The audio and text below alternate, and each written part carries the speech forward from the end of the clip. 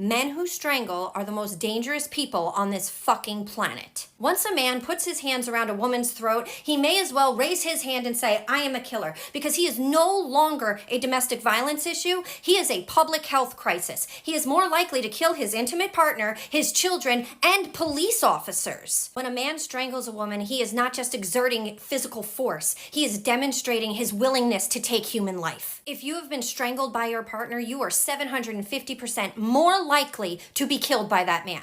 It is attempted murder. This is Christina Joksimovic. Her husband had a history of abuse. His exes have reported extreme acts of violence, including strangulation, but he told her that they were crazy. Police were called due to domestic violence reports throughout his and Christina's relationship that included strangulation, and she was making plans to leave him, but before she could, he strangled her to death. And true to form in all abusers, he's trying to play the victim now and say that it was in self-defense. Coward that he is. Except for the fact that he cut her body up with garden shears and a jigsaw and put it in a blender. Don't tell me it was self-defense after you hit fucking puree. Men who strangle are a problem and a threat to women everywhere. And we can't keep ignoring it. Choked me. No. He strangled you. We often minimize the things that we've been through because it sucks so fucking much to sit there and be like, oh my gosh, this person hates me, sees me as an object, like so much that they had to send the message to me that they have the power to end my life. But they didn't. They spared me. Glory to God. That... I mean, the whole experience is traumatizing, but like, then when you think about that someone's like, I hate you so much that I could kill you, but I'm not going to right now, but I'm going to show you that I can. That's why we say choked. It's such a hard pill to fucking swallow. It's strangulation. I think he choked on a grape. This person used force outside of my body to cut off airflow. He strangled me. It does make a difference in your healing. It makes a difference in the courtroom, in police reports. And it stops minimizing what happened to you. Class is in motherfucking session. I need you ladies to come to the front because I'm going to drop some game about domestic violence in this video, especially for Black women. When you get into a relationship with an abusive man, listen, a narcissist, a sociopath, psychopath, because he's not going to be abusive up front, ladies. These types of men are very charming, especially if they're wealthy and they have money. They'll buy you lavish gifts. They'll sweep you off your feet, take you around the world on vacations, okay? He waits to be abusive once he realizes you've fallen in love with him and the lifestyle, which I'm assuming this man did to this young lady. If you don't know who she is, that's Ashley Janae. She recently passed away. She went on vacation to Tanzania with this man for her birthday. He proposed to her for her birthday, put a big old ring on her finger. They got into a very heated argument at the hotel. The staff of the hotel had to separate both of them and put them in separate rooms after the major argument. The next morning after, she woke up unconscious and they took her to the hospital and she passed away. She died. And when they questioned him about it, he told them it was suicidal. She took her own life is what he told authorities. So now her family and everyone is saying, no, that's not like her. She would never do that. Why on her birthday? And after you put this big old diamond ring on her finger and asked her to marry you, a very happy moment, a special moment on a lavish vacation, why would she take her own life? It just doesn't add up. So I did a part 1 video yesterday. I totally believe he took her life. But I want to get more in depth, ladies, and tell y'all, I believe that he strangled her. A death by asphyxiation. Asphyxiation being, strangling somebody, whether you use your hands, you put your hands, a man can put his hands around your neck, your throat, and strangle you. He can use an object like a bar, a stick, and hold it against your throat. He can use a rope. I think they said allegedly she hung herself. So her family said, no, that's not even like her. So I just wanted to point out that it is very incredibly common for abusive men to strangle women. And when they go too far, yes, death can result from asphyxiation. Now, I went down the rabbit hole. This is a part 2 video. If you want to see the other video I did on this couple, you know, it's there from yesterday. But this is a part 2.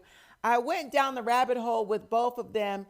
You know, she was a social media influencer and she trashed black men. Okay. And before black men come for me, I trash all men.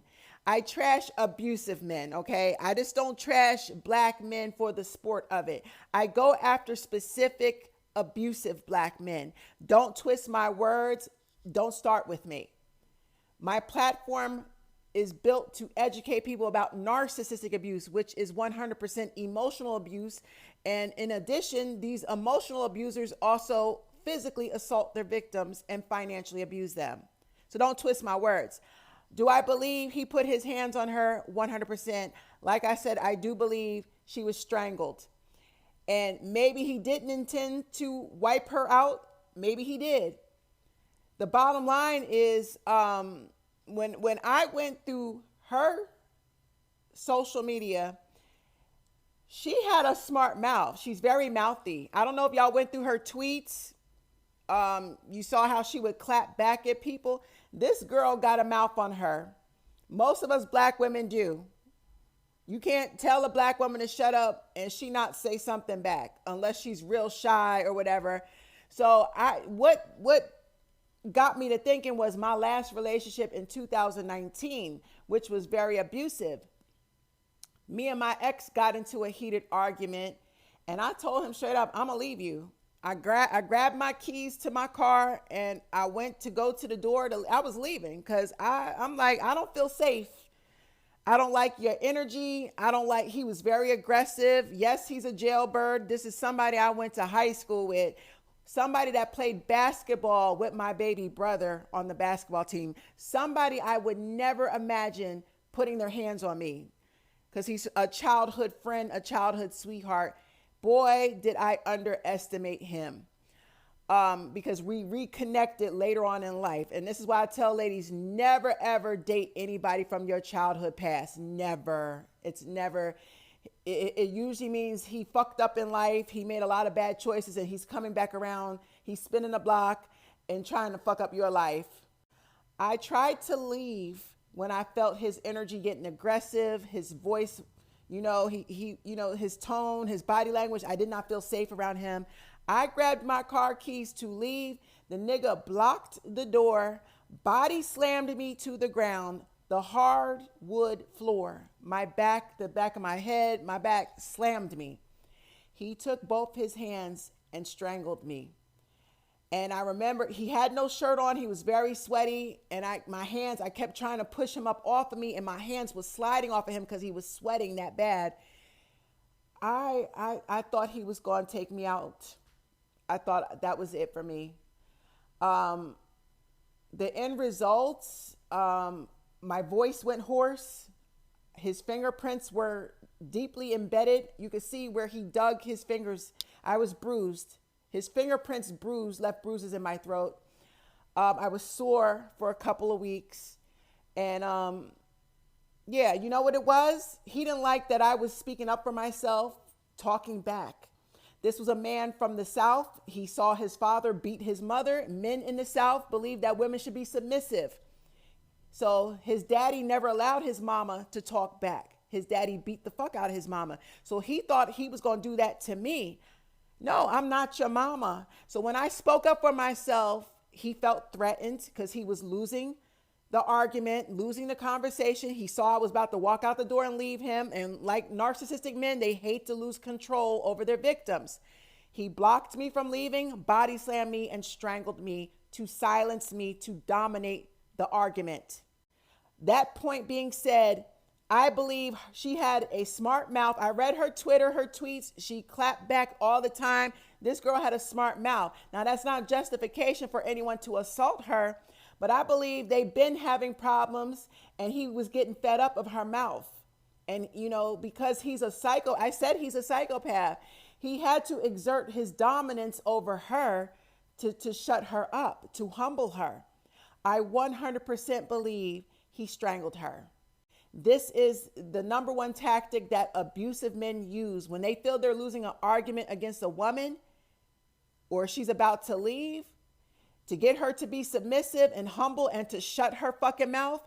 He will take your breath, literally take the oxygen from you to silence you. He did that shit to that girl. Another thing I want to point out, this was her birthday. Why did he choose her birthday to do this? This is also another tactic of abusive men.